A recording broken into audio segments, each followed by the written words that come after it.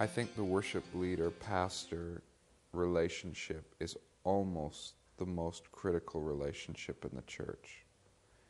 Because as the worship leader sort of leads and holds out to the people this heart issue, when can I go and meet with God, and facilitates that heart connection corporately, and the pastor sort of provides this sort of umbrella of authority in teaching the Word of God. And if there's any sort of strain or severing in that relationship, I believe that it begins to affect the life of the entire church.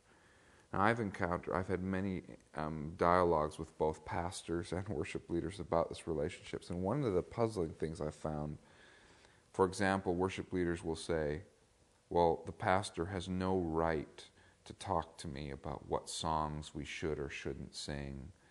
And on the other hand, you've got pastoral people that sort of want to, at times, dictate an exact list of what the worship leader should sing, and then the worship leader thinks, like, what's the even point? And I think somewhere in the middle there is a relational meeting where the worship leader needs to turn to the pastor and say, you know what? Talk to me about your vision. Talk to me about your values. Talk to me about your heart for this community of people. And then let me take that and interpret that through worship. But I will submit that back to you. So if you've got issue with, say, a certain song, maybe it's a theological issue or a focus issue, I will submit to that. I will back off. But my job, my heart is to serve you. But I don't think the worship leaders will thrive if the pastor says, I'm going to dictate, the list of what you should sing next Sunday, and every single Sunday you need to. For example, I think when a worship leader is emerging, it may be helpful for them to bounce their planned worship set off their pastor for a period of time, so the pastor grows in confidence in the sensitivity of that worship leader to choose songs wisely, which is the highest practical responsibility they make when they face that church of people, that group of people. But I think because it's a living relationship, as trust grows, the pastor needs to give that worship leader more and more freedom as they see them faithful with the trust.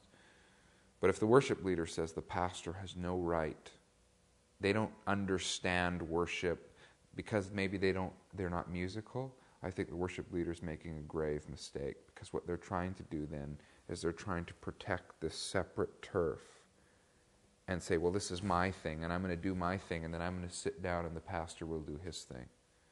There's no way that's going to work. That's not a living, breathing organism, a body. How can the head, whatever you want to use, that Apostle Paul's analogy, how can the head say to the hand, well, I'm going to function apart from the, whatever. I think it's really grieved me sometimes to actually listen. Worship leaders, sometimes they'll pour out their heart to me. They say, I can't believe it. My pastor wants to have input into what songs we sing at church. And I look at them kind of like, and why wouldn't they? I mean, if they're the shepherd, if they're, and they have a concern that you're singing a song that is, out there in left field theologically, why wouldn't they want to come and, but it's not like coming and I'm going to tell you everything how to be creative, because that's not their gift. They'd be foolish to do that. But what they do, I think their job is to impart their values, their heart, and then it's up to the worship person to interpret that, to serve that. And when those two things come together, I think you have not only a healthy church, but a growing, vibrant church. And I think you've seen that in church history, where those two things come together, those kind of churches. There's mutual respect, but there is clear understanding of the lines of authority and how it works. It flourishes.